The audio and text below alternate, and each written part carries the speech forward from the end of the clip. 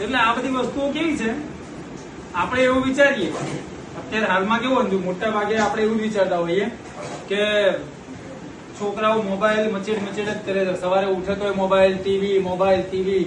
આપણે બધા વાલીઓની એક જ ફરિયાદ હોય ને કે શું છોકરાઓ મોબાઈલ બહુ મચેડ કરે, મોબાઈલ માંથી બહાર નહીં નીકળતા, મોબાઈલ માંથી નીકળતા જ નથી.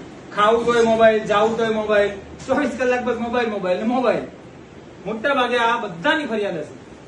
છોકરાઓને મોબાઈલ છોડાવવા માટે શું કરવું, શું કરીએ તો બાળક ધમકી આપી, ધાક ધમકી આપી, ડરાવવા, રડાવવા? હું એવું માનું છું કે સૌ પહેલા બાળકને મોબાઈલ ઉપયોગ કરતો બંધ કરવો હોય તો માતા પિતાએ મોબાઈલ મચેડવાનું મૂકી દેવો પડે. શું એક માતા પિતા તરીકે આપણે 2 કલાક સુધી આપણો મોબાઈલ ના જોઈએ એવું બને?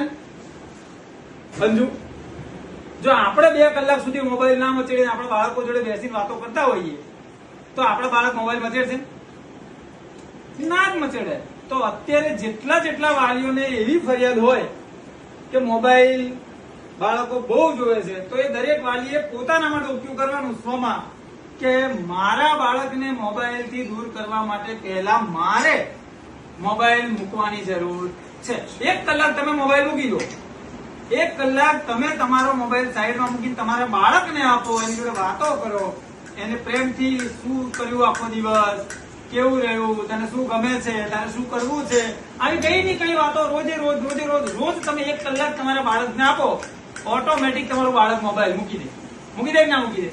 એ તમને સાંભળશે, તમારામાંથી કંઈક શીખશે, નવી રમતો રમશે, તમે એને જૂના અનુભવો કહો, પહેલા શું હતું, કેવું હતું, વગેરે.